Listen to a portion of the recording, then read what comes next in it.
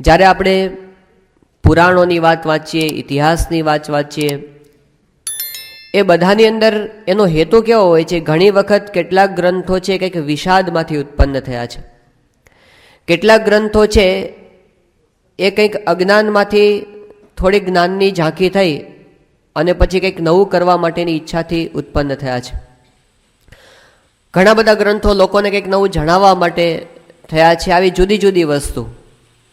રામાયણનો પ્રારંભ જે છે એનો એવી રીતે થાય છે કે એકવાર મહર્ષિ વાલ્મીક હતા અને એ પોતે નદીએ સ્નાન કરવા માટે ગયા અને સ્નાન કરીને પાછા આવતા હતા એ વખતે એમણે એક ક્રૌંચ પક્ષીના યુગલને ક્રીડા કરતું જોયું.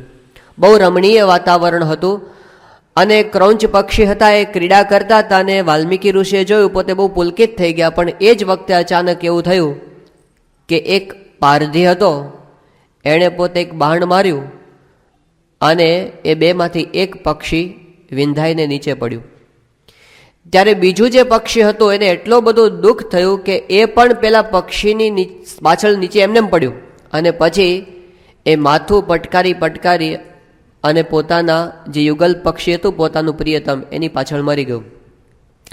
આ જે ક્રૂર દ્રશ્ય, આ કરુણ દ્રશ્ય જે જોયું એ વખતે વાલ્મીકીજીનું હૃદય હતું એ અત્યંત ઉદ્વિગ્ન થઈ ગયું. બહુ શોક થયો એમને અને એ સંતાપની અંદર એના હૃદયમાંથી જે શબ્દો નીકળ્યા એ કંઈક શ્લોકબદ્ધ થઈને નીકળ્યા અને વિશ્વના ઇતિહાસની અંદર પહેલી વખત અનુષ્ટુપ છંદના શ્લોકની રચના થઈ અને એમને અંતરથી પ્રેરણા થઈ કે આવી રીતે તો અનુષ્ટુપ છંદની અંદર શ્લોકો બની શકે છે, તો આમાં મારે કંઈક સારું બનાવવું જોઈએ. અને એમને પછી ઈચ્છા થઈ કે આપણે કોઈ એવા પુરુષનું ચરિત્ર લખીએ જેમાંથી બધાને પ્રેરણા મળે અને એમણે દશરથ પુત્ર રામનું ચરિત્ર છે લખ્યું. શ્રીમદ ભાગવતનો પ્રારંભ એવી રીતે થાય છે કે સરસ્વતી નદીને કિનારે જ્યારે વ્યાસજી પોતે ઉદાસ થઈને બેઠા હતા અને એ વખતે ત્યાં આગળ નારદજી પધાર્યા અને નારદજીના ચહેરા પરથી ખબર પડી ગઈ. એમણે કીધું વ્યાસજીને કે કેમ તમે આમ ઉદાસ થઈને બેઠા છો, સાવ ધોયેલા મૂળા જેવું મોઢું લઈને? એટલે વ્યાસજીએ વાત કરી કે નારદજી, તમે મારા અંતરના ભાવને ખરેખર પકડ્યો. મને પણ ખબર પડતી નથી કે મને કેમ આટલી બધી ઉદાસીનતા છે, કારણ કે મેં લોકોના કલ્યાણ માટે કેટલું બધું કાર્ય કર્યું. મેં વેદના વિભાગો કર્યા, બ્રહ્મસૂત્રોની રચના કરી, 17 પુરાણોની રચના કરી અને મહાભારત જેવો ઇતિહાસ ગ્રંથ રચ્યો ને જેના માટે એવું કહી શકાય કે યન્ન ભારતે તન્ન ભારતે બધું જ લખી નાખ્યું મેં. પણ છતાંય મને પ્રશ્ન એ થાય છે કેમ મને શાંતિની અનુભૂતિ થતી નથી? મને આટલો બધો ઉદ્વેગ, કંઈક અધૂરું રહેતું હોય, પૂર્ણકામપણાની અનુભૂતિ મને થતી નથી. અને એ વખતે નારદજી એમને કીધું કે તમે હજી પ્રગટના ચરિત્રનું ગાન કર્યું નથી. ભક્તિભાવપૂર્વક જ્યારે તમે પ્રગટના ચરિત્રનું ગાન કરશો ત્યારે તમને અંતરમાં શાંતિની અનુભૂતિ થશે. અને પછી વ્યાસજીએ ગ્રંથની રચના કરી. તો કંઈક શોકમાંથી શરૂઆત થઈ છે. રામાયણની શરૂઆત એ પણ કંઈક દુઃખનો ભાવ થયો ને એમાંથી પછી એમને આ શ્લોક શરૂઆત કરી રામાયણ ગ્રંથની. અને ભાગવતની શરૂઆત પણ એ રીતે થઈ છે. હવે આ ગ્રંથની શરૂઆત કઈ રીતે થઈ છે, કેવા સંજોગોમાં થઈ છે? જો આ ગ્રંથનો મહિમા સમજવો હોય ને તો પહેલાં એ સમજવું પડશે કે આ ગ્રંથ લખવા માટે કંઈ કોઈએ પહેલાં આયોજન નથી કર્યું કે હવે હું એક સારો ગ્રંથ રચીશ અને પછી એ છપાશે અને પછી એની પબ્લિસિટી થશે અને મને રોયલ્ટી મળશે અને પછી મારું ઘરનું પરિવાર ચાલશે, લોકો મારી વાહ વાહ કરશે કે મને એકાદું પ્રાઇઝ મળી જશે. આવી કોઈ અપેક્ષાથી આ ગ્રંથ નથી રચાયો. આ ગ્રંથ રચનારા જે પુરુષો હતા એ પોતે જે જીવતા હતા એ જ પોતે લખવા માંડ્યા. અને લખવાનો હેતુ શું હતો? જો આ જેમ આ ગ્રંથની અંદર આપણે આગળ વધતા જઈશું ને એમ ખબર પડશે. આ ગ્રંથના કરતા કોઈ પ્રોફેશનલ લેખકો હતા જ નહીં. કોઈ પોતે કોઈ હાર્વર્ડ યુનિવર્સિટીની અંદરથી કોઈ લિટરેચરની ડિગ્રી પ્રાપ્ત કરી અને પછી લખવા બેઠા એવા પુરુષો નથી. આ પુરુષોએ કંઈ પોતે પોતાની વિદ્વત્તા પ્રદર્શિત કરવા માટે લખ્યું જ નથી. આના લખનાર છે શાસ્ત્રીજી મહારાજ. એની અંદર અક્ષરો છે યોગીજી મહારાજમાં. એમાં લખનાર છે સદગુરુ નિર્ગુણદાસ સ્વામી. એમાં જેને લખ્યું છે એ છે ભગતજી મહારાજ. એમાં લખનારા પુરુષ છે જાગા સ્વામી. એમાં લખ્યું છે વિજ્ઞાનદાસ સ્વામી. એની અંદર લખ્યું છે આચાર્ય વિહારીલાલજી મહારાજ. એમાં લખ્યું છે હરિપ્રસાદ મંછારામ ચોકસી. અને એની અંદર જે લખ્યું છે એ છે પ્રમુખ સ્વામી મહારાજ. હવે આ જે પુરુષોએ લખ્યું છે એ એટલા શુદ્ધ હૃદયના પુરુષો છે, એટલા સિદ્ધાંતનિષ્ઠ પુરુષો છે કે એના અક્ષરે અક્ષરે આપણને એની અનુભૂતિ થયા વિના રહેતી નથી. આમ તો જો કે આનો આપણે અભ્યાસ કરીએ એ અભ્યાસ કરતાં કરતાં આપણે વાતાવરણમાં જતા રહે ને એવું લાગે છે. ઇતિહાસના પૃષ્ઠો જાણે ખુલવા માંડે અને પછી જો એનો અનુભવ કરવાનો પ્રયત્ન કરીએ તો આપણે રૂવાડા બેઠા થઈ જાય એવી આ વસ્તુ છે. પણ છતાં પણ એક વસ્તુ હકીકત છે કે જે વાતાવરણની અંદર આ બધા પ્રસંગો બન્યા છે ને એ આપણે ગમે તેટલી કલ્પના કરશું તો એવી અનુભૂતિ તો નહીં જ થાય, નહીં જ થાય. કઈ સંજોગોમાં આ બધા ગ્રંથો રચાયેલા છે. જેમ પેલું કોઈ એક પૈસાદારની દીકરી હતી ને, એ સ્કૂલમાં ભણતી હતી અને એના બાપા બિલિયોનેર, અને સ્કૂલની અંદર એના જે ટીચર હતા એમને એવો સબ્જેક્ટ આપ્યો કે ગરીબી ઉપર લેખ લખીને કાલ એક નિબંધ લખીને આવજો. એસેનો સબ્જેક્ટ શું હતો? ગરીબી. હવે એ બિચારીને ખબર નહીં કે ગરીબી શું કહેવાય, એટલે પછી એણે બીજે દિવસે નિબંધ લખ્યો કે એક છોકરી હતી ને એ બહુ જ ગરીબ હતી, અત્યંત ગરીબ, એટલી બધી ગરીબ કે એના ડેડી પણ ગરીબ હતા, એની મમ્મી હતી એ પણ ગરીબ હતી, એનો બંગલો હતો ને એ પણ ગરીબ હતો, એની નવી મર્સિડીઝ કાર પણ ગરીબ, અરે એની મોટી મોટી 10 ફેક્ટરીઓ બધી ગરીબ હતી, એના બધા 100 નોકરો હતા એ બધા ગરીબ. આટલી બધી ગરીબ પરિસ્થિતિમાં જીવતી હતી. હવે એને ક્યાંથી ખબર પડે કે આ શું ગરીબી કહેવાય? એમ આપણે છે ને કોઈ આમ એર કન્ડિશન રૂમમાં બેઠા બેઠા સહારાના રણનું વર્ણન કરે ને એવી પરિસ્થિતિ આપણી છે. આ જે સંજોગો છે ને બધા કે કઈ પરિસ્થિતિમાંથી એ પસાર થયા હશે, ખાલી આપણે શાબ્દિક અનુસંધાન એનું કરશું તોય ખ્યાલ આવશે કે કયા સંજોગોમાંથી એ પુરુષે પસાર થયા. આ ગ્રંથ એમની સમાધિ ભાષામાં લખાયેલો છે. નિર્ગુંડા સ્વામી જ્યારે પત્ર લખવા બેઠા હોય એ લખે છે પોતે આફ્રિકા હરિભક્તોને કે અત્યારે મારા શરીરે આમ કસર જેવું છે, તાવ છે, મારો બરડો છે ને ફાટે છે, રાતના 9 વાગે મેં લખવાની શરૂઆત કરી છે, અત્યારે રાતના 2 વાગ્યા છે, સવારે 4 વાગે પત્ર પૂરો થશે અને પછી હું તમને પોસ્ટ કરીશ. 45 પાનાના પત્રો એમણે જે સંજોગોમાં કઈ અસ્મિતાથી લખ્યા હશે, કેવા ઉદ્દેશથી એમણે લખ્યા હશે સમજી શકાશે નહીં. જ્યારે શ્રીમદ ભગવદ્ ગીતા એ શ્રી કૃષ્ણ ભગવાને અર્જુનને ઉદ્બોધી અને અર્જુનને એ વખતે કર્મયોગ, ભક્તિયોગ અને જ્ઞાનયોગનું અદ્ભુત માર્ગદર્શન એમણે આપ્યું અને વિશ્વનો એક અજોડ ગ્રંથ એ વખતે રચાઈ ગયો. મહાભારતની અંદર પ્રસંગ આવે છે કે ત્યાર પછી ઘણા વર્ષો પછી અર્જુનને એકવાર ફરી વિચાર આવ્યો. મહાભારતનું યુદ્ધ તો પૂરું થઈ ગયું હતું અને બધું થાળે પડી ગયું હતું અને એકવાર નિરાતનો સમય હતો અને કૃષ્ણ ભગવાનને અર્જુન બેઠા હતા. ને એ વખતે અર્જુને શ્રી કૃષ્ણ ભગવાનને કીધું કે પ્રભુ તમે મને પેલી યુદ્ધ થયું મહાભારતનું અને એ વખતે આમ 2 સેનાઓ ઊભી હતી અને એની વચ્ચે તમે મને પેલો ઉપદેશ આપ્યો તો એને ફરી વાર આપો ને. એટલે એ વખતે કૃષ્ણ ભગવાને કીધું કે એ દિવસો ગયા. એ સંજોગો જે હતા ને એ મારી સમાધિ ભાવનાની અંદર મેં અતિ ઉચ્ચ સ્થિતિમાં રહીને એ ઉપદેશ બોલાયો હતો એ ફરી ના થાય, એ ફરી ન થાય. અર્જુનનો બહુ આગ્રહ હતો એટલે પછી શ્રી કૃષ્ણ ભગવાને ફરી રિપીટ કર્યું છે અને એને મહાભારતમાં અનુગીતા કહેવામાં આવે છે. એના શ્લોકો પણ મહાભારતની અંદર છે, પણ જે ચાર્મ ગીતામાં છે ને અનુગીતામાં નથી. કારણ કે જે સંજોગોમાં એ વાત થઈ હોય ને, આ પુરુષોએ જે શબ્દો લખ્યા છે ને એ સંજોગોમાં લખેલા છે. જ્યારે આમ 2 બાજુ સેના ઊભી હોય અને એની તો તલવારો ઉડતી હોય બધી અને એમાં જે શબ્દો નીકળે કેવા હોય, તો એ સંજોગોમાં લખાયેલા છે. તો આ જો આપણને સમજાય તો ખરેખર આપણા અંતરની અંદર એક અસ્મિતાની એક વિશાળ ભાવના ઊભી થાય એવો આ ગ્રંથ છે. તો એનું અનુસંધાન કરતાં કરતાં આપણે સાથે આગળ વધતા જઈશું. ગ્રંથનો પ્રવેશ કરતાં પહેલાં આપણે આ ગ્રંથ કઈ રીતે બન્યો છે એની થોડો ઇતિહાસ સાધારણ. કારણ કે આ ગ્રંથ માટે જો સૌથી વધુ આભાર માનવો જોઈએ તો સદગુરુ નિર્ગુંડા સ્વામીનો આપણે માનવો જોઈએ. કારણ કે જ્યારે આવા કમ્પ્યુટર્સ નહોતા, આવી ફાઇલોની સિસ્ટમ નથી, આવા બધી ઓફિસીસ નથી બધી, અને આવું કંઈ સંસ્થાનું વ્યવસ્થિત તંત્ર નહોતું ચાલતું, એ વખતે પણ નિર્ગુંડા સ્વામીએ આ બધા આટલા અમૂલ્ય પત્રો સાચવી રાખ્યા.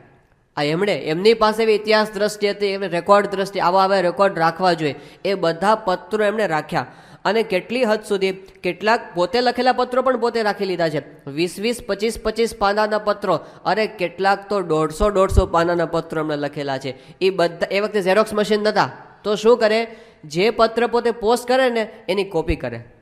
આવી શ્રદ્ધા છે આપણી. 150 પાનાનો પત્ર હોય એની કોપી કરીને પોતે રાખી મૂકે અને એવા બધા પત્રો એમણે બધા પોતાના ભેગા કરેલા. શાસ્ત્રીજી મહારાજનો કોઈ સારો પત્ર હોય ને તો એની કોપી કરી રાખે. યોગીજી મહારાજે કોઈને પત્ર લખ્યો હોય એની કોપી પોતે કરીને પોતાની પાસે રાખી મૂકે. આવા બધા પત્રો વર્ષો સુધી ક્યારે ઉપયોગ થશે એવો કે એમણે વિચાર નહોતો કર્યો, બસ રાખી મૂકેલા. ઘણા બધા સમય સુધી તે પત્ર એમને પડી રહ્યા અને પછી સુરતની અંદર આપણા જે ટ્રસ્ટી હતા મગનભાઈ એમની પાસે હતા, પછી એમના દીકરા હરિકૃષ્ણભાઈ પાસે આવેલા અને પછી બોચાસણની અંદર ઘણા વર્ષો સુધી પડેલા, અમુક હર્ષદ કાકા પાસે હતા, પછી એ બધા ઈશ્વરચરણ સ્વામી પાસે વર્ષોથી અમદાવાદની અંદર એક પેટીની અંદર પડી રહ્યા હતા. હવે એમાં એક પેટીમાં તો વરસાદનું પાણી આવ્યું એટલે બધા કોવાઈને જતા રહ્યા હતા, એક પેટીની અંદર બાકી રહ્યા હતા. અને એ પછી ઈશ્વરચરણ સ્વામીએ પોતે વિવેકપ્રિય સ્વામીને આપ્યા અને કીધું કે તમે જરાનું સંશોધન કરો અને પછી જુઓ આની અંદર શું શું મળે એવું છે, કંઈ સારું મળ્યું એવું તો. અને પછી એમણે ખોલ્યું અને એક એક પત્ર ઉકેલતા ગયા, ઇતિહાસ ખુલતો ગયો અને એમાંથી જે પ્રાપ્ત થયું અદ્ભુત છે. અને એની અંદર કુલ 454 પત્રો આ બે ગ્રંથ, બે ભાગની અંદર આ પુસ્તક પ્રકાશિત થયું છે, એની અંદર સંગ્રહાયેલા છે. પણ એ બહુ અદ્ભુત ગ્રંથ એ આપણી સમક્ષ તૈયાર થઈને આવ્યો છે, તો એનો આપણે આ અઠવાડિયા દરમિયાન લાભ લેવાના છીએ. આ પત્રો માટે એવું કહી શકાય કે અક્ષર પુરુષોત્તમની ઉપાસનાના પ્રવર્તનના ઇતિહાસના મૂર્તિમાન દસ્તાવેજો છે. આ બધા ડોક્યુમેન્ટ્સ છે, બધા એક એક પત્ર. હવે એને આપણે સમજતા પહેલાં શરૂઆતની અંદર આપણે થોડો ઉપાસનાની ભૂમિકા, એનો ઇતિહાસ, એનો થોડો અભ્યાસ કરશું તો ખ્યાલ આવશે કે કયા સંજોગોમાંથી આ પુરુષો છે એ પસાર થયા છે. એક વસ્તુ કહી શકાય કે આ પત્રોની અંદરથી આપણને સૌથી વધુ વસ્તુ સ્પષ્ટપણે જોવા મળતી હોય તો એ છે આ પુરુષોની સચ્ચાઈ. એક જ વસ્તુ માટે શાસ્ત્રીમાં જ બહાર નીકળેલા, સત્ય માટે. વિવેકાનંદ સ્વામીએ પોતે એવી વાત કરી છે કે સત્ય છે ને ક્યારેય કોઈને નમી દેતું નથી, એ પ્રાચીન હોય કે અર્વાચીન, પણ સમાજને એકવાર સત્યની સામે નમતું મૂકવું પડે છે. સત્ય છે ને એ ક્યારેય કોઈની સામે નમતું મૂકતું નથી. શાસ્ત્રીજી મહારાજ પાસે સચ્ચાઈ હતી, એમની પાસે કોઈ દંભ નહોતો, એમની પાસે કોઈ સ્વાર્થની વાત નહોતી, કોઈને કંઈ મનાવવા પટાવવાની વાત નહોતી, કોઈને છેતરપિંડી કરવાની વાત નહોતી. બસ એમની પાસે સત્ય હતું અને સત્યને માટે પોતે હોમાઈ ગયા. એક વખત શાસ્ત્રીજી મહારાજે જે પત્ર લખેલો છે આફ્રિકાના હરિભક્તો પર, અને એની અંદર પોતે લખે છે, શાસ્ત્રીજી મહારાજના શબ્દોમાં જ લખીએ, તારીખ 7/12/38નો દિવસ છે અને નૈરોબી હરિભક્તો પર પત્ર લખે છે. શાસ્ત્રીજી મહારાજ કહે છે, જો સાંભળવા જેવું છે કે વિશેષ મને ખોટી ગોઠવણી કરીને બીજાને સમજાવી સ્વાર્થ સાધવો એવું આવડતું નથી અને અસત્યમાં ઘણું પાપ છે. માટે ખાસ મારો વિશ્વાસ હોય ને સાચા બોલો, પ્રામાણિક પુરુષ હોવ એમ માનતા હો તો ઉપરની વાત સાચી માની ખરા અંતઃકરણથી સ્વામી અનાદિ અક્ષર છે એ વાતની નિષ્ઠા કરશો ને શ્રીજી મહારાજ પૂર્ણ પુરુષોત્તમ ભગવાન છે એ વાત ખચિત માનજો ને પ્રાગજી ભક્ત તથા જાગા ભક્ત પરમ એકાંતિક સત્પુરુષ છે ને સ્વામીના કૃપાપાત્ર છે અને તે દ્વારા જ અક્ષર પુરુષોત્તમની નિષ્ઠા પ્રવર્તી છે એમ જાણશો ને અત્યારે તન મન ધનથી સત્સંગની સેવા કરશો ને સત્સંગ વૃદ્ધિ પામે તેમાં તત્પર થઈને મળશો. આવો અલૌકિક વખત પછી મળશે નહીં. શાસ્ત્રીમાં જ કે એટલું તો માનો કે હું સાચા બોલો પુરુષ છું. એમના જીવન સામે જ્યારે આપણે જોશું ત્યારે આપણને ખબર પડશે કે એમને સત્ય માટે ક્યારેય નમતું મૂક્યું નથી, સિદ્ધાંત માટે ક્યારેય સમાધાન નહીં. ભલે ગમે તેટલું સહન કરવું પડે એ બધું સહન કરશે, પણ સિદ્ધાંતમાં ક્યારેય પોતે ઢીલું મૂક્યું નથી. બીજો એક પત્ર એ સદગુરુ નિર્ગુણદાસ સ્વામીએ લખેલો છે. આ સમજવા જેવો છે. શાસ્ત્રીજી મહારાજ જ્યારે વડતાલથી બહાર નીકળેલા ત્યારે આ એમની સચ્ચાઈ જો જોઈને એટલા માટે જ એમની સાથે વડતાલના ધુરંધર કોઠારીઓ નીકળી ગયા હતા. કોઠારી જેઠા ભગત એ વખતે ઇંગ્લિશ મીડિયમની અંદર પોતે ગ્રેજ્યુએશન કરેલું અને ત્યાં આગળ જબરજસ્ત મોટી એમની પ્રતિભા હતી, એમની શુરવીરતા અને એની સાથે એમની વ્યવહાર કુશળતા. આચાર્ય મહારાજ અને ગોવર્ધનભાઈ કોઠારીના જમણા હાથ જેવા કહેવાય એવા કોઠારી જેઠા ભગત, જેને આપણે નિર્ગુણદાસ સ્વામી કહીએ છીએ, એ શાસ્ત્રીજી મહારાજની સાથે નીકળી ગયા જાહો જલાલીનો ત્યાગ કરીને. કોઠારી શંકર ભગત, એ વખતની કોઠારીની સત્તા કેવી હતી ખબર છે?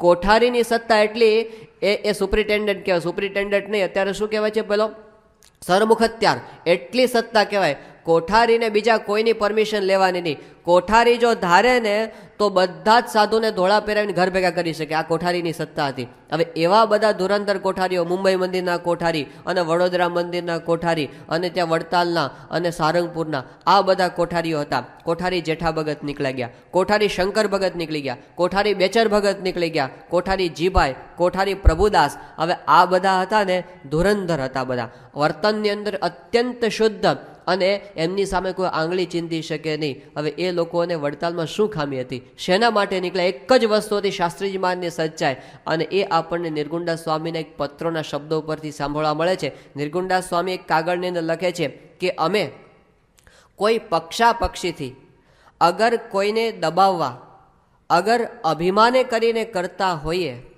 અગર કોઈને પાછા પાડવા કરતા હોઈએ, અગર વરતાલ ગરડાથી મોટા થવાના સબબથી કરતા હોઈએ તો કોટાન કોટી પરમહંસને માર્યાનું પાપ છે. આ શબ્દો જુઓ કેટલી સચ્ચાઈ. અને પછી કહે છે કે આ અમારા અંતરનો છેલ્લો અભિપ્રાય જણાવ્યો છે. વળી અમારે ખુદ સ્વામિનારાયણ ભગવાન સિવાય બીજી કોઈ ઉપાસના હોય તો પણ ઉપર પ્રમાણે સોગંદ છે. કોટાન કોટી પરમહંસને માર્યાનું પાપ પોતાની માથે લેવા તૈયાર છે. એ પોતે સાચા છે એનું કેટલું કન્વિક્શન હશે કે આ વસ્તુ આમ જ છે, એની દ્રઢતા કેટલી હશે. આ નિર્ગુણદાસ સ્વામી અને આ શાસ્ત્રીજી મહારાજ એમણે જે કરેલું છે, શેના માટે કરેલું છે એ સમજવા માટે આપણે થોડું પાછળ જવું પડશે. થોડા ઇતિહાસની અંદર આગળ જઈએ. શ્રીજી મહારાજના વખતથી યોગીજી મહારાજ એક બહુ નાની વાર્તા કહેતા, સમજવા જેવી. એના પરથી આપણે આના પર આવીશું. યોગીજી મહારાજ કહેતા કે એકવાર છે ને બે મિત્રો હતા. એક હતો આંધળો અને એક હતો લંગડો. હવે આંધળો હતો ને એ શું કરે, જોઈ ન શકે. લંગડો હતો એ ચાલી ન શકે. બંને મિત્રો પાકા પણ, એટલે બંને એવા એકબીજાની સાથે હળી મળી ગયેલા, એકબીજાનું કામ કરી નાખે. એટલે શું કરે, આંધળાને જો કે જવું હોય ને તો લંગડાને પોતાને ખભા પર બેસાડી દે. એટલે પછી લંગડાનું એન્જિન અને આંધળાનું સ્ટીયરિંગ વ્હીલ, અરે લંગડાનું સ્ટીયરિંગ વ્હીલ અને આંધળાનું એન્જિન, એક અહીંથી આમ લઈ જાય આમ લઈ જાય, એ ડિરેક્શન આપ્યા કરે. અને પેલો આંધળો છે એ હાલ્યા કરે, ખભા ઉપર ચડાવી જાય પેલા લંગડાને. એટલે હવે એવી રીતે રોજ બંને બધા ભેગા થાય ને હરે ફરે મજા કરે. એક વખત એવું થયું કે બંને જણ બેઠા હતા ને એ વખતે આંધળાએ વાત કરી. આંધળો છે ને શકુનાવલીને જાણતો હતો, એટલે શુકનની ખબર પડે કે કોને શુકન કહેવાય અને કોને અપશુકન કહેવાય. એટલે એણે પેલા લંગડાને વાત કરી કે લંગડા, જો આપણે આંખ ખુલ્લી હોય અને કાળી દેવચકલી આપણી સામે એક હળનું સગન હોય એમાંથી 3 વાર પસાર થઈ જાય અને જો આપણી આંખ ફરકે નહીં તો એને સારામાં સારું શુકન કહેવાય. પછી દુનિયામાં કોઈ આપણને પાછા પાડી શકે નહીં. આ બધું લંગડાને યાદ રહી ગયું હતું. હવે એકવાર ખેતરની અંદર બંને બેઠા હતા અને ગપ્પા મારતા હતા. એ વખતે પેલો લંગડો જોતો હતો અને ત્યાં એક કાળી દેવચકલી આવી અને સામે જ હળ પડ્યું હતું અને હળના સગનમાંથી નીકળી ગઈ. બીજી વાર નીકળી, ત્રીજી વાર નીકળી અને જતી રહી. અને લંગડો ખુશ કે આંધળા ગજબ થઈ ગયો કે શું થયું કે કાળી દેવચકલી હળના સગનમાંથી 3 વાર પસાર થઈ ગઈ. કે તે જોયું કે હા જોયું, તારી આંખ ફરકી હતી કે જરાય નહોતી ફરકી.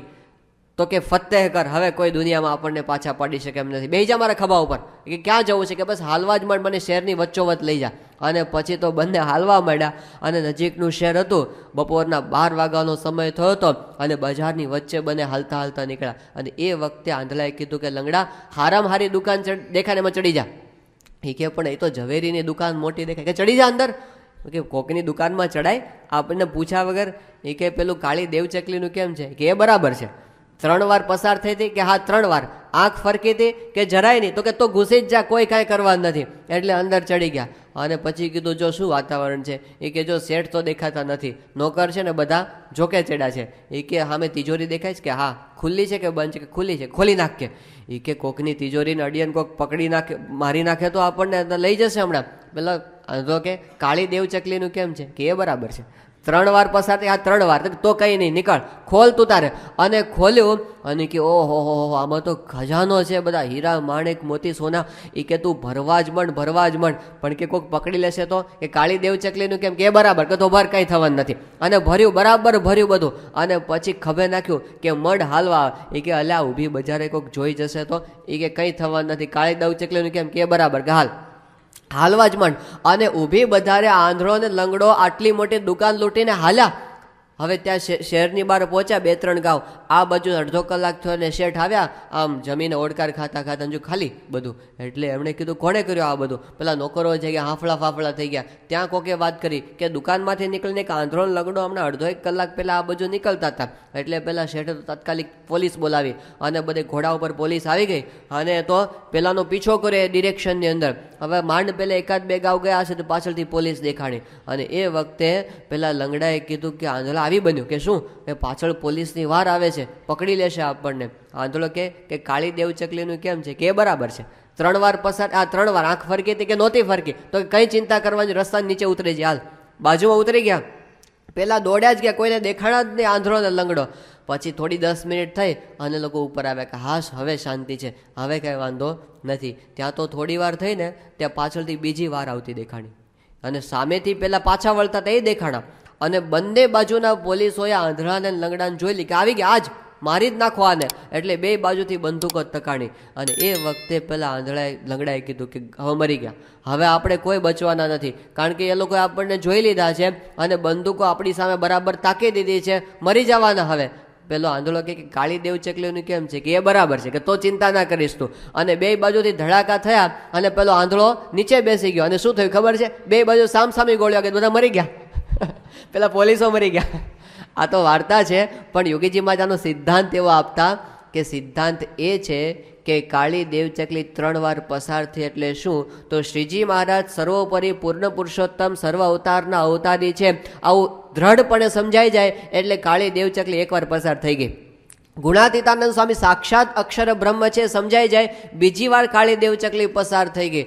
અને ત્રીજી વસ્તુ એ કે પ્રગટ સત્પુરુષ છે એ પ્રગટ ભગવાનનું સ્વરૂપ છે, પ્રગટ અક્ષર બ્રહ્મ છે, મહારાજ અને સ્વામી બે એમના દ્વારા પ્રગટ મળી ગયા, એ જ મોક્ષનો દ્વાર છે. આ 3 વસ્તુ સમજાઈ જાય એટલે કાળી દેવચકલી 3 વાર પસાર થઈ ગઈ. આ વસ્તુ સમજાઈ ગઈ પછી જગતમાં કોઈ આપણને પાછા પાડી શકે નહીં. અને આંખ ન ફરકે એટલે શું ખબર છે, મનુષ્ય ભાવ ના આવવો છે, આંખ ન ફરકવી જોઈએ.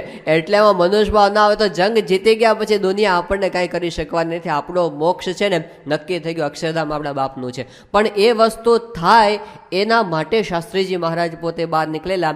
આ ઉપાસના પ્રવર્તનના દસ્તાવેજો છે બધા. જો જગતની અંદર ઘણા બધા પ્રકારના દાન ચાલે છે, કેટલાક અન્નદાન ચાલે, કેટલાક વિદ્યાદાન ચાલે, કેટલાક છે બધા વસ્ત્રદાન ને એવું બધું ચાલે, પણ આ જે દાન છે ને અભયદાન, જન્મો જન્મનું દારિદ્ર્ય ફીટી જાય એક જ વસ્તુ છે આ ઉપાસનાથી. શ્રીજી મહારાજ કે બીજો એ સિવાય બીજો કોઈ ઉપાય નથી. શ્રીજી મહારાજે કાર્યાણીનું 10મું વચનામૃત, મધ્યનું 21મું વચનામૃત મહારાજે સ્પષ્ટપણે સમજાવ્યું છે કે ઉપાસનાથી જ કલ્યાણ છે, બીજો મોક્ષનો કોઈ. તમે ગમે તેટલા તપ કરો, વ્રત કરો, દાન કરો, યજ્ઞ કરો, ગમે તે કરો, જ્યાં સુધી ભગવાનનું સ્વરૂપ ન સમજાય ત્યાં સુધી અક્ષરધામનું દ્વાર ઉઘડતું નથી. એટલું જ નહીં, ઘણા લોકો સાધના કરતા હોય છે ને કે હું કામને બાળી નાખું, ક્રોધને બાળી નાખું, મારા બધા દોષો છે ટાળી નાખું. શ્રીજી મહારાજના વચનો જુઓ, પંચાળાનું 7મું વચનામૃત. શ્રીજી મહારાજ કે જેને ભગવાનનો સ્વરૂપનો નિશ્ચય નથી થયો અને એ પોતાના દોષને ટાળવા માટે પ્રયત્ન કરે છે, મહારાજ કે એ ઉર્ધ્વ રહેતા નૈષ્ઠિક બ્રહ્મચારી હોય, ઉર્ધ્વ રહેતા નૈષ્ઠિક બ્રહ્મચારી અને મહાત્યાગી હોય તો પણ તેનું કલ્યાણ થવું અતિ કઠણ છે. અને એની સામે મહારાજે મધ્ય 14માં એવી વાત કરી છે કે આવી રીતે ભગવાનનું સ્વરૂપ જે નથી સમજો અને તે સુધો કામ ક્રોધાદિકને ટાળ્યામાં સાવધાન રહેતો હશે તો પણ એના ટાળ્યા કામાદિક નહીં ટળે અને મૂળગો થઈને ઉલટો નરકમાં જશે. આ વાત શ્રીજી મહારાજે કરી છે. જેમ ગુણાતીતાનંદ સ્વામી ભોગાવા અને પાદરથી પસાર થતા હતા અને ત્યાં આગળ ઢૂંઢિયો હતો, ત્યાં તપ કરતો હતો, પંચાગ્નિ તાપતો હતો. ઉનાળાની અંદર આટલી રેતી તપેલી હતી, એમાં ચારે બાજુથી અગ્નિ સળગાવીને વચ્ચે બેઠો હતો. એ વખતે ગુણાતીતાનંદ સ્વામીએ શિવલાલ શેઠને કીધું કે શિવલાલ, આ ઓલો ઢૂંઢિયો તપ કરે છે ને એ છે ને ઢોલ વગાડતો નરકે જશે, ઢોલ વગાડતો. અને સ્વામી કે ગૃહસ્થ હરિભક્ત હોય, એને પોતાને ઘરની અંદર બૈરી હોય, છોકરા હોય, એની ખેતર વાડી હોય, એને બધા 8 ભેંસો હોય અને 16 બળદ હોય અને એટલા હળ હોય અને મોટો વ્યવહાર હોય ને તો પણ જો ભગવાનનો દ્રઢ આશરો છે ને તો કુટુંબે સહિત એનો મોક્ષ થશે. તો આ ઉપાસના છે ને એ માસ્ટર કી છે, કારણ કે એના મને કોઈ સાધન સિદ્ધ થતા નથી. મહારાજે પ્રથમના 56માં વચનાવતમાં તો મુક્તાન સ્વામીને બહુ દ્રઢપણે કહી દીધું. મુક્તાન સ્વામી કે મહારાજ અમે કથા વાર્તામાંથી એવું સાંભળીએ છીએ કે દેહને આત્મા નોખા છે અને પ્રયત્ન તો બહુ કરીએ છીએ કે દેહને આત્માને નોખો સમજવા માટે, પણ એ કેમ થતા નથી. અને જ્યારે ભજન સ્મરણ કરવા બેસી ત્યારે પાછું ભેગું થઈ જાય છે, વિષય મળે ત્યારે પાછું દેહને આત્મા ભેગા થઈ જાય છે. આનો શો ઉપાય? એ વખતે મહારાજે કીધું, અરે મુક્તાનંદ સ્વામીને કે સ્વામી એ તો એનો સિદ્ધાંત એ છે કે કેટલાક સિદ્ધ થાય છે, કેટલાક સર્વજ્ઞ થાય છે, કેટલાક દેવતા થાય છે, એવી અનંત પ્રકારની સિદ્ધિને પામે છે અને મોટપને પામે છે, પણ પોતાના ઈષ્ટદેવની ઉપાસનાના બળ વિના કોઈ સાધન સિદ્ધ થતા નથી. આ સિદ્ધાંત છે. તો શ્રીજી મહારાજે એ આપી દીધું આપણને કે ઉપાસના સમજવાની છે, ઈષ્ટદેવનું સ્વરૂપ સમજવાનું છે. એ સમજ્યા વિના મોક્ષનું દ્વાર ઉઘાડું ન થાય. સાધન બધા કર્યા કરો. જો અંત્યના બીજા વચરામાં બહુ સ્પષ્ટપણે મહારાજે આ વાત કરી, સમજવા જેવી છે. મહારાજે પોતે પ્રશ્ન પૂછેલો છે કે આપણે બધા જોઈએ છીએ કે જગત નાશવંત છે, કોને ખબર નથી? બધા જ ભજનો ગાય છે કે દેહ નાશવંત છે. અને બીજું સ્વામી કહે છે કે દેહને મૂકીને ચૈતન્ય જુદો થઈ જાય છે, એ પણ આપણને દેખાય છે. આ બધું દેખાય છે છતાં પણ મહારાજ કે જગતનું પ્રધાનપણું અંતરમાંથી મટતું નથી, અને એને લીધે આપણે દુઃખી છીએ ને. શ્રીજી મહારાજે કેવો સ્પષ્ટ સિદ્ધાંત આપ્યો છે. આખી દુનિયા સુખી થવા માટે પ્રયત્ન કરે છે ને, પણ મહારાજે અંત્યના 38માં સિદ્ધાંત આપી દીધો કે 6 વાના જેને હોય એને જીવતે ને મરીને પણ સુખ તો ક્યારેય થાય જ નહીં. એ 6 વાના કયા? શ્રીજી મહારાજ કે એક તો દ્રવ્યાદિકનો લોભ, બીજું સ્ત્રીને વિશે બેઠ્યા ઉઠ્યાની વાસના, ત્રીજું દેહાભિમાન, ચોથું રસને વિશે જીહવાની આસક્તિ, પાંચમું સંબંધીમાં હેત, અને છઠ્ઠું કુસંગીની અંદર હેત રહી જાય. આ 6 વાના જેને હોય તેને કોઈ દિવસ જીવતે અને મરીને પણ સુખ તો ક્યારે થાય જ નહીં. એ અમેરિકાના પ્રમુખ હશે તોય નહીં થાય. 6 વાના જ્યાં સુધી પૂછડું લઈને ફરતા હશે ને સુખ નહીં થાય. અને 6 વાનાને એક શબ્દમાં જો કેવું હોય તો જગતનું પ્રધાનપણું. ગમે તેટલા પદાર્થો ભેગા કરો પણ આ બધું ભેગો લઈને કચરો ફરીએ છીએ, ક્યાંથી સુખ આવે? તો એમાંથી કેવી રીતે મુક્ત થાય? મહારાજ કે તમે તપશ્ચર્યા કરશો એનાથી મુક્ત નહીં થાય. અંત્યનું બીજું શું કહે છે? મહારાજ કહે છે કે એના માટેનો ઉપાય એ છે કે બ્રહ્માદિકને પણ દુર્લભ એવો સત્સંગ આપણને મળ્યો તો આપણને પણ કેમ જગત પ્રધાન પણ મળતું નથી? મહારાજ કે જે પરોક્ષને વિશે પ્રતીતિ છે, પ્રત્યક્ષને વિશે દ્રઢપણે પ્રતીતિ આવતી નથી. અને પછી મહારાજ બોલ્યા કે જેવી પરોક્ષ દેવને વિશે પ્રતીતિ છે એવી પ્રત્યક્ષ ગુરુરૂપ હરિને વિશે પ્રતીતિ આવે તો જેટલા અર્થ સિદ્ધ કરવાના કાચ બધા અર્થ એને સિદ્ધ, કાંઈ સાધન કરવાના બાકી ન રહે. દેહ છતાં બ્રહ્મરૂપ થઈ જાય. અને મહારાજે મધ્ય 21માં એ જ વાત કરી કે પરોક્ષના જેવું પ્રગટનો મહિમા સમજવાનો છે. અને પછી શ્રીજી મહારાજ કે આ વાત એક વાર કહીએ સમજો અથવા લાખ વાર કહીએ સમજો. આજ સમજો અથવા લાખ વર્ષ કેળે સમજો, વાત સમજે જ છૂટકો છે. હવે આપણને કોઈ કહે કે તમને સખત માથાનો દુખાવો છે, એક ગોળી આપું છું, આજે લેશો તો આજે મળશે, અઠવાડિયા પછી લેશો તો અઠવાડિયા પછી, આવતા વર્ષે લેશો તો આવતા વર્ષે. ક્યારે લઈએ? મહારાજે સિદ્ધાંત કરી દીધો કે ગમે ત્યારે એક દિવસ આખી દુનિયાને પ્રગટ અક્ષર પુરુષોત્તમને સત્પુરુષની વાત સમજાવીના છૂટકો નથી. આ પૂર્ણ પુરુષોત્તમ નારાયણના વચનો છે, આ લોકના કોઈ પુરુષના વચનો નથી. એટલે સિદ્ધાંત વાત છે. તો શ્રીજી મહારાજે આપણને કીધું ઉપાસના સમજાવીના છૂટકો નથી. પણ એ વાત સમજાવે કોણ? આ મોટો પ્રશ્ન. જો બીજું બધું સમજાવનાર તો આપણને મળે.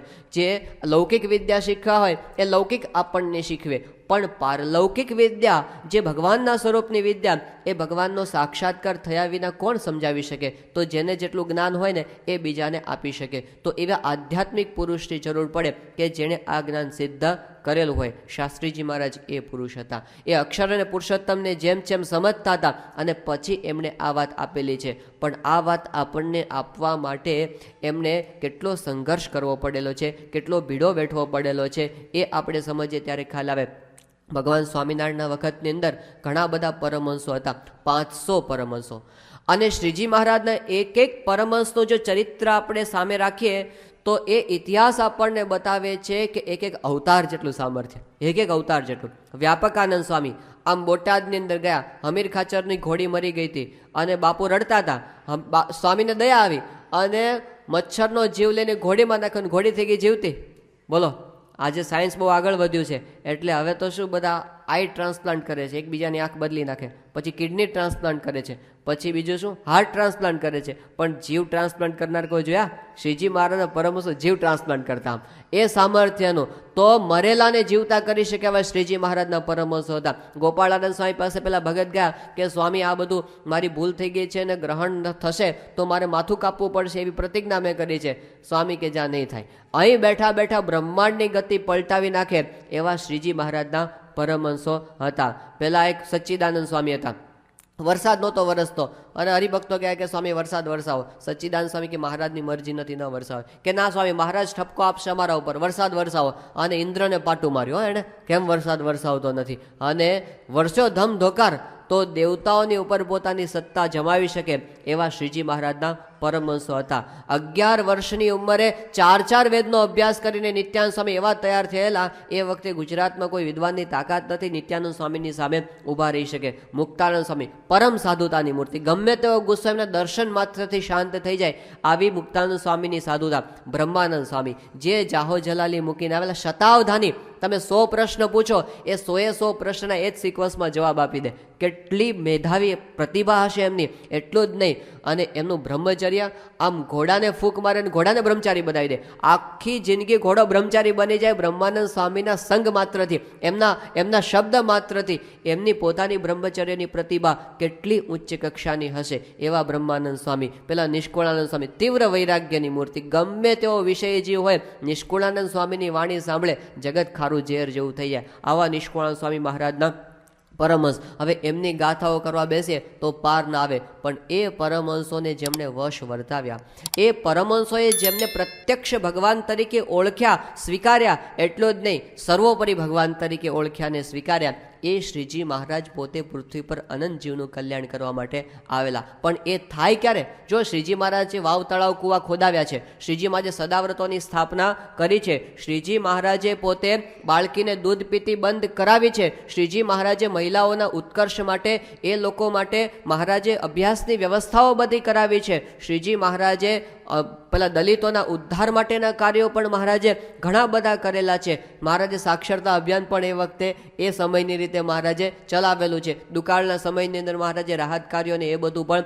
કરેલું છે. આવું ઘણું બધું કરેલું છે. પણ મહારાજનું મુખ્ય ઉદ્દેશ શું હતો આ પૃથ્વી પર આવવાનો? એ તો આ તો બધું તો કોઈ સમાજ સેવકો છે ને એ બધા પણ કરી શકે. પણ શ્રીજી મહારાજનું અંતિમ અને મુખ્ય કાર્ય એ હતું કે આપણને બધાને માયાના બંધનથી પર કરી અને બ્રહ્મરૂપ કરીને અક્ષરધામના અધિકારી બનાવવા. આ મોટો ઉદ્દેશ હતો. અને એના માટે અનિવાર્ય હતું કે મહારાજનું સ્વરૂપ તો સમજવું પડે કે નહીં, કોણ છે તો સમજવું પડે કે નહીં. બાકી શ્રી કૃષ્ણ ભગવાનની વખતની અંદર બધા ગોપીઓ હતી એ ભગવાનના સ્વરૂપને સમજી ગઈ તો એમનું કલ્યાણ થઈ ગયું. અને પેલા ઋષિમુનિઓ હતા, બધી તપશ્ચર્યા ઘણી કરતા હતા, પણ શ્રી કૃષ્ણ ભગવાનને સમજી શક્યા નહીં. તો પછી ભાગવત કહે છે કે એમને અંતે પસ્તાવો થઈ ગયો. ભાગવત પોતે વાત કરે છે કે જ્યારે ઉદ્ધવજીને વિદુરજી બંને મળ્યા, વિદુરજી છે ને પોતે મહાભારતનું યુદ્ધ શરૂ થયું પહેલાં નીકળી ગયા હતા. એટલે એમને તો આવું ભયંકર સંહાર જોવો જ નહોતો, એટલે તીર્થયાત્રા કરવા માટે નીકળી ગયા. આ બાજુ મહાભારતનું યુદ્ધ ખેલાઈ ગયું અને લાખોનો સંહાર થઈ ગયો. પછી તો શ્રી કૃષ્ણ ભગવાન પોતે દ્વારિકા પણ ગયા, અને ત્યાર પછી યાદવા સ્થળી પણ થઈ, અને એની અંદર આખા યાદવ કુળનો નાશ થઈ ગયો. અને છેલ્લે શ્રી કૃષ્ણ ભગવાને પણ પોતે દેહ ત્યાગ કરી દીધો. અને ત્યાર પછી ઉદ્ધવજીને એમણે છેલ્લે પોતાનું જ્ઞાન આપ્યું, અને ઉદ્ધવજી શ્રી કૃષ્ણ ભગવાનના અંતર્ધાન થયા પછી બહુ ઉદાસ થઈ ગયા હતા. એટલે એ પોતે પણ તીર્થાટન કરતાં કરતાં નીકળી ગયા. અને એમાં એ ઉદ્ધવજીને ગંગા નદીને કિનારે છેલ્લે વિદુરજી પ્રાપ્ત થાય છે. અને એ બંને વચ્ચે સંવાદ થાય છે. વિદુરજી કે એને ખબર જ નથી કે આ મહાભારતના યુદ્ધનું આવું થઈ ગયું છે. એટલે એમણે પ્રશ્ન પૂછ્યો કે કૌરવો શું કરે છે, અને પાંડવો બધા કુશળક્ષેમ તો છે, અને શ્રી કૃષ્ણ પોતે શું કરે છે? આવું જ આ પ્રશ્ન પૂછ્યો ત્યાં ઉદ્ધવજીની આંખોમાંથી આંસુઓની ધારા વહેવા માંડી. અને પછી એમણે આખો ઇતિહાસ કીધો.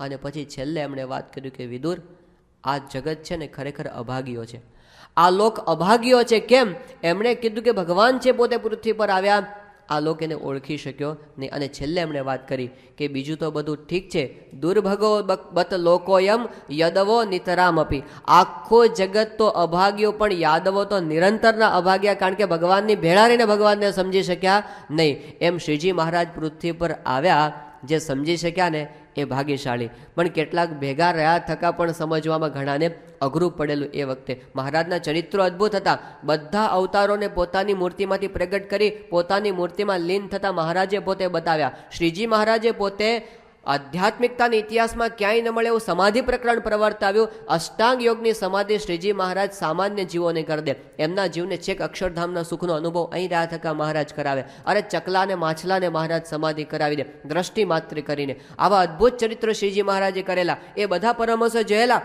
મહારાજે પોતાના સ્વરૂપની વાત પણ કરી કે હું સર્વ અવતારનો અવતારી છું. પણ તોય ઘણા બધાને કઠણ પડેલું એ વાત બીજાને કરતા. કેટલાક પરમહંસો જાણતા હતા, બ્રહ્માનંદ સ્વામી જાણતા હતા, ગોપાળાનંદ સ્વામી જાણતા હતા, નિષ્કુળાનંદ સ્વામી જાણતા હતા, વિધાત્રાનંદ સ્વામી જાણતા હતા. આ બધા પરમહંસો સમજતા હતા. પણ એક વસ્તુ કઠણ હતી, એ વાતનું પ્રવર્તન કરવું ને બીજાને વાત કરવી. અને એટલે ગુણાતીતાનંદ સ્વામીએ વાત કરી છે કે એકથી તે લાખ બકરા બોલે ને તોય કોઈને જરાય બીક લાગે નહીં, પણ એક સિંહ જો ગર્જના કરે ને, કેસરી સિંહ, તો હાથીના ગંડ સ્થળ છે એ ફાટી જાય. એમ સ્વામી કે બીજા અવતાર જેવા શ્રીજી મહારાજને કહીએ તો કોઈને કંઈ જાજો થડકાટ થતો નથી.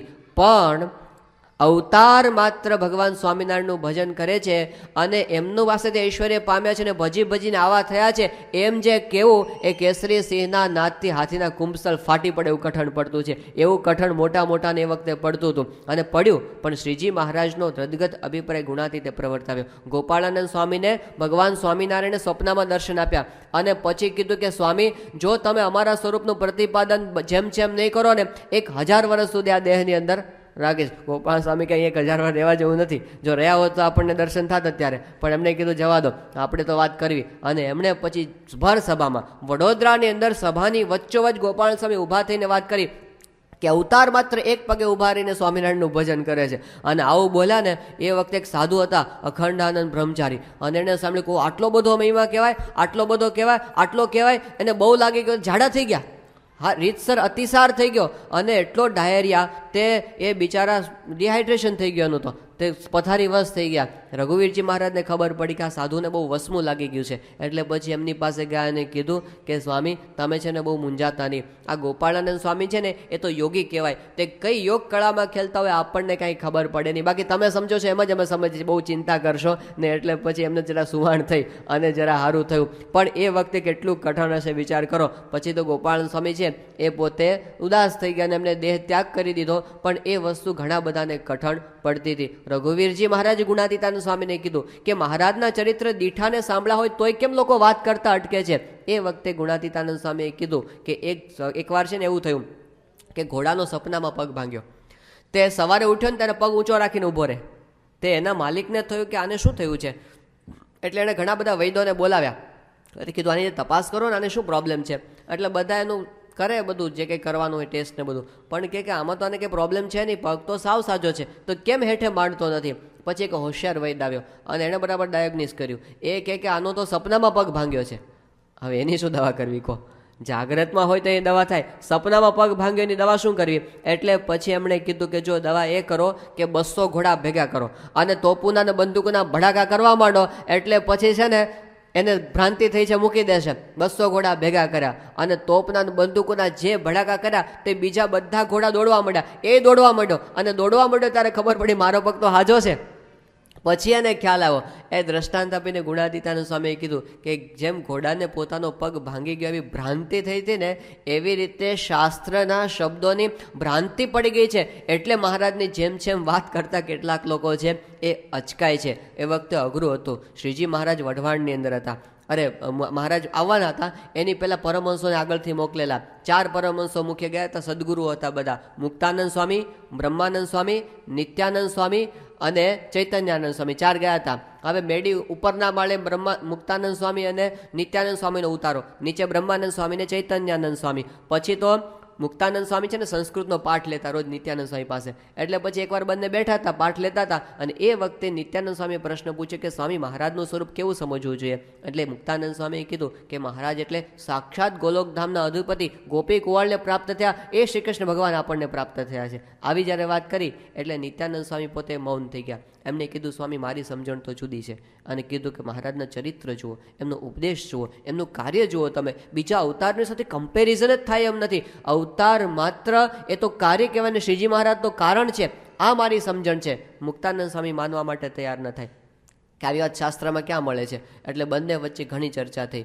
એટલે પછી બંનેએ વચ્ચે સમાધાન માટે બ્રહ્માનંદ સ્વામીને બોલાવ્યા કે બ્રહ્માનંદ સ્વામીને બોલાવો જરા આપણું સમાધાન કરી આપે. બ્રહ્માનંદ સ્વામીએ સાંભળ્યું બંનેની વાત. પછી એને વિચાર્યું કે આ 2 મોટા સદગુરુ છે, આમાં જો કંઈક મારાથી બોલાઈ જશે ને તો આ રાખના આંડલા ફૂટી જશે, કોઈને કુરાજી કરવા નથી. ચારણ ખરા ને પાછા બારોટ. એટલે એવું બોલ્યા ને તે આમ સમાધાન થયું કહેવાય, નહીં થયું કહેવાય. એટલે છટકી ગયા હતો. એટલે પછી બંનેને હૃદયનું સમાધાન થયું નહીં. પછી કીધું આપણે મહારાજને જ પૂછીએ. શ્રીજી મહારાજ 2 દિવસ પછી આવ્યા અને એ વખતે એમની પાસે બંને ગયા અને કીધું કે મહારાજ કેમ સમજવું, આ મુક્તાનંદ સ્વામી આમ સમજે છે ને હું આમ સમજું છું. એટલે એ વખતે શ્રીજી મહારાજે વાત કરી કે નિત્યાનંદ સ્વામીની સમજણ સાચી છે. અને આવું કીધું ને એટલે મુક્તાનંદ સ્વામીને જરા આંચકો લાગ્યો. એમને કીધું કે મહારાજ આવી વાત શાસ્ત્રમાં ક્યાંય લખી હોય ખરી.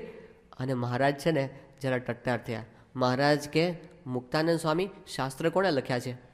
એ કે મહારાજ શાસ્ત્ર તો મોટા ઋષિઓએ લખ્યા છે અથવા આચાર્યોએ લખ્યા છે. મહારાજ કે એ બધા ઋષિઓ અને એ આચાર્યો એમને જે વાત લખી એ સાચી ને અમે કહીએ ખોટી.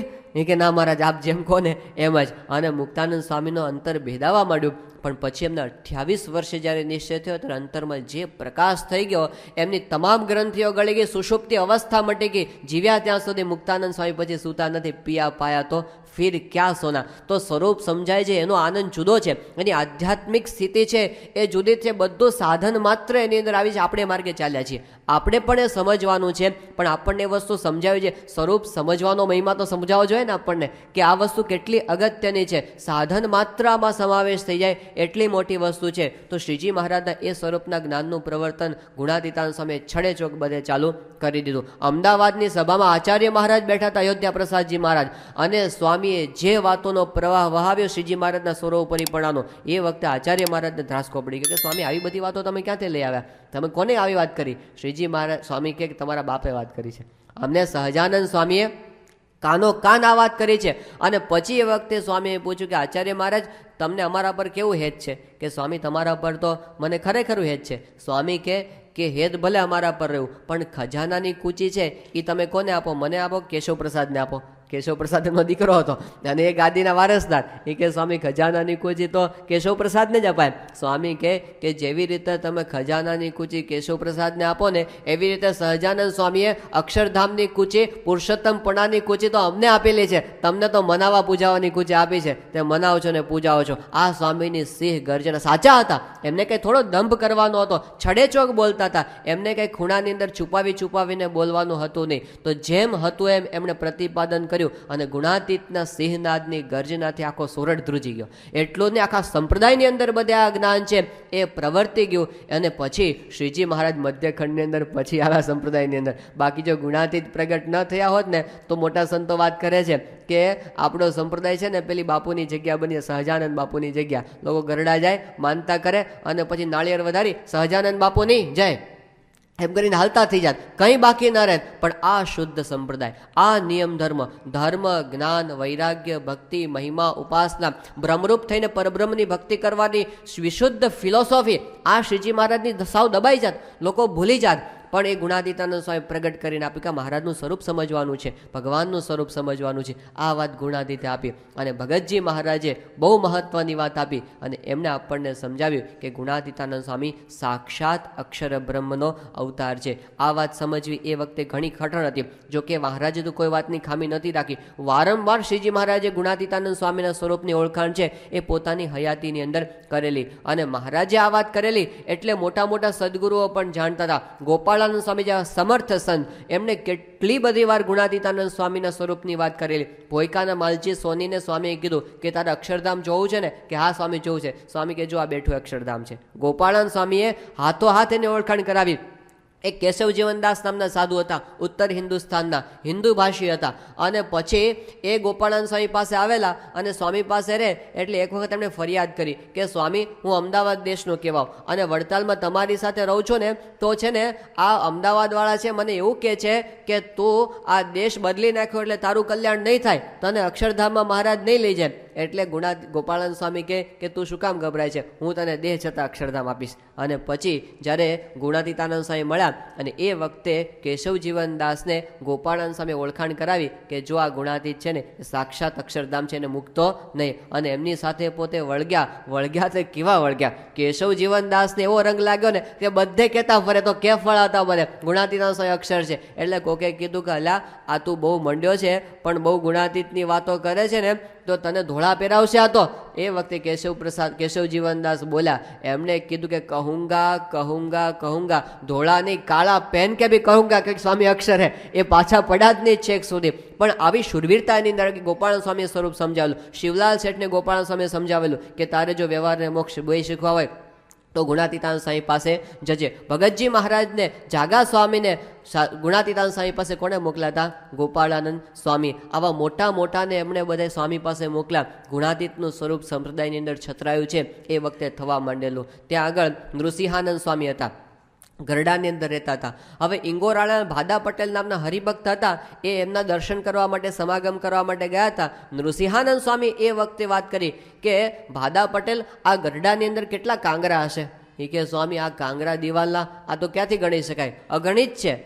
એ વખતે નૃસિંહાનંદ સ્વામીએ કીધું કે જો ગુણાતીતાનંદ સ્વામી એ અક્ષર બ્રહ્મ સાક્ષાત ન હોય તો એક એક કાંગરે બ્રહ્માંડ ભાંગ્યાનું પાપ મારે માથે છે, આ તું સમજી રાખજે, બાકી તારે જે સમજવું એ સમજ. તો આટલું તો પરમહંસો સમજતા હતા. શ્રીજી મહારાજના નંદ પરમહંસો એક બીજા સંત હતા. હવે એ પોતે ત્યાં ગયેલા પેલી બાજુ જુનાગઢની અંદર, અને ત્યાં પોતે ગુણાતીતાનંદ સ્વામીનો સમાગમ કર્યો, અને એને અચાનક સમજાઈ ગયું કે સ્વામી છે એ સાક્ષાત અક્ષર બ્રહ્મનું સ્વરૂપ છે. એનું નામ હતું હરિહરિયાનંદ સ્વામી. એટલે એમને થયું કે કલ્યાણભાઈ વંથલીના છે, એમને આ વાત આપણે સમજાવવી જોઈએ. એટલે પોતે ચાલ્યા કે આટલી અગત્યની વાત સમજાવવાની રહી જાય તો, એટલે એને ઘરે ગયા વંથલી. તો કલ્યાણભાઈ તો ખેતરે ગયા હતા, એટલે પછી ખેતરે ગયા, ઉતાવળા બહુ થઈ ગયા હતા ને, એટલે ખેતરે પહોંચ્યા, અને દૂરથી કલ્યાણભાઈ હળ હાંકતા હતા. હરિહરિયાનંદ સ્વામી દોડતા જાય, બૂમ મારે કલ્યાણભાઈ ઉભારો ઉભારો ઉભારો. એટલે કલ્યાણભાઈ કોણ આવે છે કે હરિહરિયાનંદ સ્વામી અત્યારે એ ઊભા રહી ગયા. એ કીધું બોલો સ્વામી, હાફલા ફાફલા આટલા બધા આવ્યા, કઈ અગત્યનું કામ? હરિહરિયાનંદ સ્વામી કે બહુ અગત્યની વાત છે, આ વાત સમજી રાખજે, આ સિદ્ધાંત વાત છે. એમણે કીધું કે સ્વામી હું બે સિદ્ધાંત સમજેલો છું, શ્રીજી મહારાજ સર્વોપરી પુરુષોત્તમ નારાયણ છે, ગુણાતીતાનંદ સ્વામી સાક્ષાત અક્ષરધામ છે, આ સિવાય કંઈ કેવું છે? એ કે હું આજ કહેવા આવ્યો હતો, મારે બીજું કાંઈ કહેવાનું નથી. પણ આ સિદ્ધાંત પરમહંસો સમજેલા શ્રીજી મહારાજના મોટા મોટા સમર્થ સંતો, અને એમણે બીજાને સમજાવવાની શરૂઆત આ રીતે કરેલી. આ વસ્તુ આટલી બધી અગર આચાર્ય રઘુવીરજી મહારાજ સમજેલા, જે આદિ આચાર્ય કહેવાય. આચાર્યની પરંપરામાં બંને દેશમાં એનો જોટો જડે એવા હજી સુધી આચાર્ય થયા નથી. પણ એ રઘુવીરજી મહારાજ એ પોતે ગુણાતીતાનંદ સ્વામીનો સમાગમ કરવા માટે જુનાગઢ ગયા, અને સ્વામીના સમાગમથી એની બધી ગ્રંથિઓ ગળી ગઈ. વર્ષો પછી શાસ્ત્રીજી મહારાજે કોઠારી ગોરધનભાઈને એવું પૂછેલું કે રઘુવીરજી મહારાજ ગુણાતીતાનંદ સ્વામીનું સ્વરૂપ સમજતા કે નહીં. એ વખતે ગોરધનભાઈએ વાત કરી કે પહેલાં તો બહુ કંઈ ખાસ બોલતા નહોતા, પણ 17ની સાલમાં સ્વામીનો સમાગમ કરીને આવ્યા પછી છડેચોક ગુણાતીતાનંદ સ્વામી અક્ષર છે એવું પ્રતિપાદન એ પોતે કરતા મેં મારા કાને કાન સાંભળેલું છે. તો આચાર્ય રઘુવીરજી મહારાજ આ વાત સમજેલા હતા. આચાર્ય વિહારી લાલજી મહારાજે તો પોતાના કીર્તનમાં લખી દીધું કે મૂળ અક્ષર ગુણાતીત સ્વામી તેમણે આપ્યા વર્તમાન, પોતે પાળીને પળાવ્યા બીજાને દઈ જનને દઈ ઘણું જ્ઞાન. તો મોટા મોટા પરમહંસો છે આ વાત સમજતા હતા, પણ એ વાત બહાર લાવીને એ ઘણી બધી કઠણ હતી. જેમ મહારાજના સ્વરૂપનું પ્રતિપાદન કઠણ હતું ને, એમ સ્વામીનું પણ, કારણ કે લોકોને બરોબરી આપણું ને ગુણાતીત છે ને આટલું બધું મહિમા, એટલે બીજા પરમહંસોને શિષ્યને થાય, અને એવો વિરોધ વચ્ચે થયેલો પણ ખરો. ગોપાલ સ્વામીના અક્ષર બનાવી દો આપણે, એને ગુણાતીતને કર્યા ને તો આપણે ગરડાની અંદર માના ભગત એવું તું જ ચલાવ્યું કે ગોપાળાન સ્વામી અક્ષર છે. એ વખતે શાસ્ત્રીજી મહારાજને મળ્યા અને એમને કીધું કે માના ભગત આ શિક્ષાપત્રી પર હાથ મૂકીને પ્રતિજ્ઞા કરો કે ખરેખર ગોપાળાન સ્વામી અક્ષર છે. એ કે સ્વામી એ મારાથી ન થાય. જો એ નિશ્ચય તો હતો જ નહીં, નિષ્ઠા આ તો પેરેલલ કંઈક ઊભું કરવું હતું તાપડ્યું, એવા પ્રયત્નો થયેલા. વિરોધ તો કેવા થયેલા કે આપણે છે ને આ ગુણાતીતાનંદ સ્વામીની દેરી અક્ષર દેરી છે, એના ઉપર બધા બહુ પૂજન કરે છે ને બધું, તે આપણે એને તોડી નાખીએ. તે તોડી નાખવી કેવી રીતે? કંઈક નિમિત્ત તો જોઈએ ને. એટલે એવું કરો કે આપણે બધા પરમહંસોની દેરીઓ તોડી નાખો, બધા પરમહંસોની. એટલે પછી તો નિત્યાનંદ સ્વામીને ઓટો ને બધું ખોદી નાખ્યું ત્યાં આગળ વડતાલની અંદર, અને પછી બધા કે હવે હાલો જુનાગઢ, અરે ગોંડલ, એટલે અક્ષરદેરી ખોદવા માટે. અને ગોંડલની અંદર મહારાણી મોંઘીબા ત્યાંના સ્ટેટના, એમને ખબર પડી, એમને ત્યાં ચોકી પેરો ગોઠવી દીધો અને કીધું ખબરદાર છે જો અક્ષરદેરીને કોઈ હાથ અડાડ્યો છે તો. એટલે બધાના હાથ પાછા પડ્યા કે આ તો આળું જબરું થઈ ગયું, આ તો તૂટી નહીં, આપણે નહોતી તોડવાની, તૂટી ગઈ, એટલે હાલો ફરી બાંધો.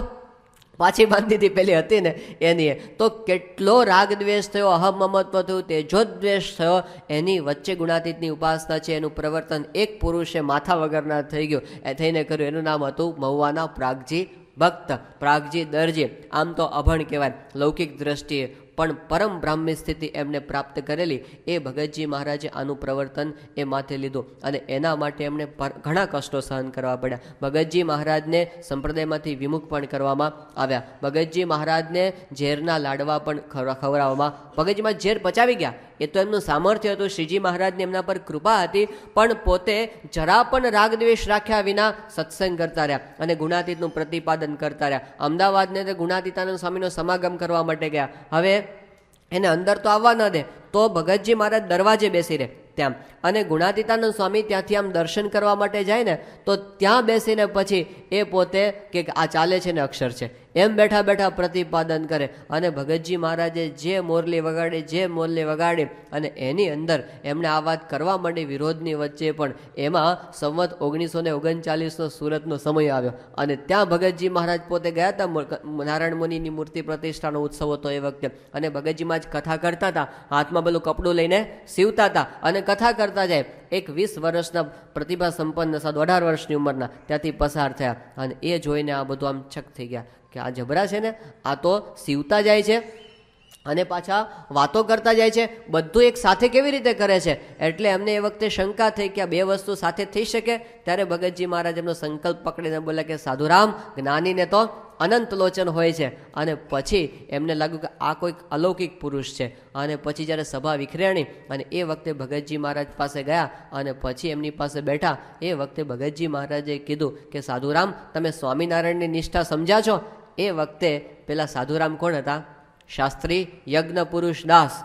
હા, નાની ઉંમરના હતા પણ તેજ તો એવું હતું કે એ તેજનું આકર્ષણ કોઠારી ગોવર્ધનભાઈને થયેલું, એ તેજનું આકર્ષણ વિહારીલાલજી મહારાજને થયેલું, એ તેજનું આકર્ષણ કોઠારી બેચર ભગતને થયેલું, એમનું આકર્ષણ યોગેશ્વર દાસ સ્વામી, જુનાગઢના મહાસમર્થ સદગુરુ સંત, એ પોતે યોગેશ્વર દાસ સ્વામી એવું બોલેલા કે છોકરા તારામાં તેજ અપાર છે અને વિદ્યુત શક્તિ પણ અદ્ભુત છે. એમણે કીધું કે ભવિષ્યની અંદર તારી પાછળ લાખો માણસો ફરશે અને શ્રીજી મહારાજ તારામાં અખંડ નિવાસ કરીને રહેવું, પરમ અદ્વૈત સ્વરૂપ મને તારું દેખાય છે. આ શાસ્ત્રીજી મહારાજની નાનપણથી પ્રતિભા હતી પણ એમને પણ ભગતજી મહારાજનું તેજ અલૌકિક દેખાયું અને એમની પાસે પોતે ગયા અને પછી ભગતજી મહારાજના ચરણોમાં બેઠા. ભગતજી મહારાજ કીધું સાધુરામ, સ્વામિનારાયણની નિષ્ઠા કરી છે કે નહીં? શાસ્ત્રીજી મહારાજ કે પાછા પડે એવા નહોતા. એમણે કીધું મારા ગુરુ વિજ્ઞાનાનંદ સ્વામી થકી મેં સિદ્ધ કર્યું છે કે સ્વામિનારાયણ સર્વોપરી ભગવાન છે. ભગતજી મહારાજ કહે તો અડધી નિષ્ઠા થઈ સ્વામીની, નારાયણની નિષ્ઠા સ્વામીની તો બાકી. શાસ્ત્રી મહારાજ કે એ શું વળી નવું લાવ્યા?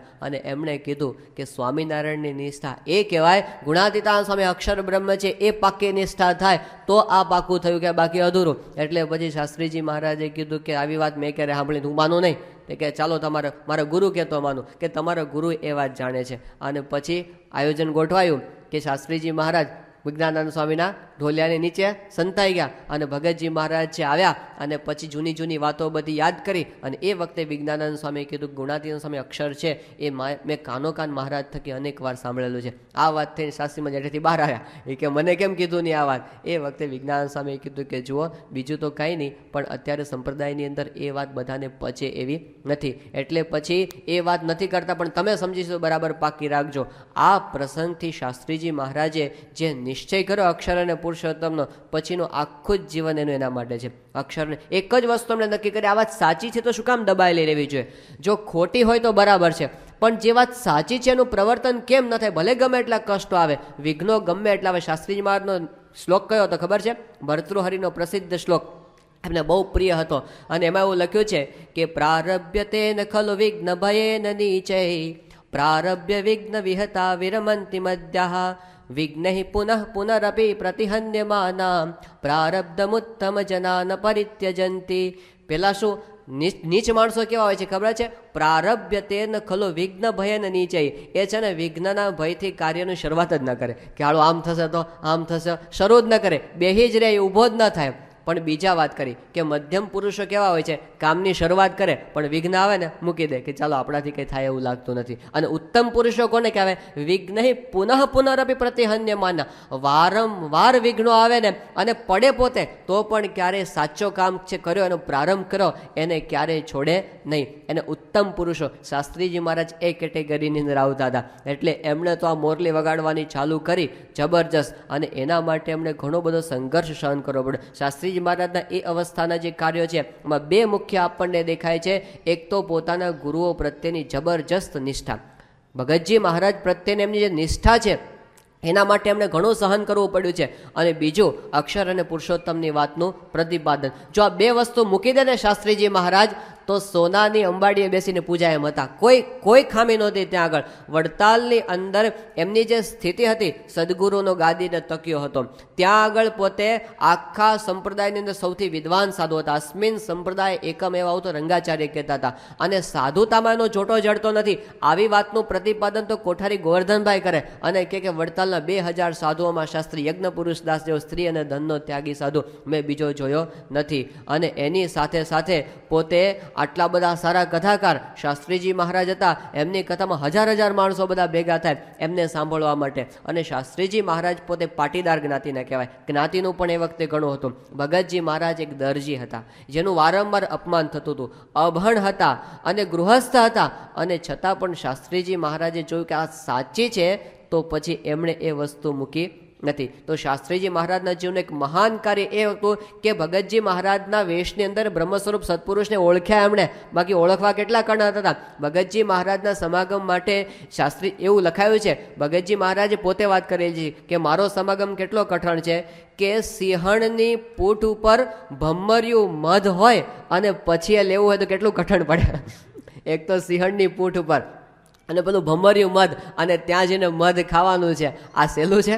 કોણ પહોંચી શકે ત્યાં આગળ? પણ શાસ્ત્રીજી મહારાજે એ પોતે માથું સદગુરુ કી ભક્તિ કરે જન સોઈ જાકે ધડ પર ના શીશ હોય. માથે મસ્તક ના હોય ને એ આ કામ કરી શકે. શાસ્ત્રીમાં જે મસ્તક હથેલીમાં લીધું કે જે થાય તે, પણ આ કામ આપણે કરવું છે. અને પછી એના માટે પોતે સંઘર્ષ કર્યો, ઘણું બધું સહન કર્યું. ભગતજી મહારાજનો સમાગમ કરવા માટે ત્યાં બહુ છે. અને પ્રશ્ન શું હતો ખબર છે? ભગતજી મહારાજ અપમાન કરે, આખો સંપ્રદાય અપમાન કરે તો બરાબર છે. ભગતજી મહારાજ કે હાર તોરા લઈને તૈયાર ના ઉભાય કે આવો આવો પધારો, તમારા માટે આસન તૈયાર. આપણે જેમ આવીએ છીએ આમ ગાદી તક્યા બેસાડીને આસન માટે તૈયાર રાખે કે તમે કથા સાંભળો. ભગતજી મહારાજ કોઈ તૈયારી કરતા નહોતા. આવે ને તો કાઢતા હતા પાછા. કોને પૂછીને આવ્યા છો? હાલે આવો છો, આમને દોડે આવો છો. શાસ્ત્રીજી મહારાજ 5 કાગળ લખે, ભગતજી મહારાજ એકેનો જવાબ ના આપ્યા. કેટલું કઠણ પડે. આપણે બાપાને એક કાગળ લખીને જવાબ ના આવ્યો ને તો આપણે ઢીલા પડી, કાળું પતી ગયો, હવે બધું પહેલાં જેવું રહેવું નથી, એવું આપણને થઈ જાય. શાસ્ત્રીજી મહારાજનું ભયંકર અપમાન હળધૂત કરી નાખે ભગતજી મહારાજ.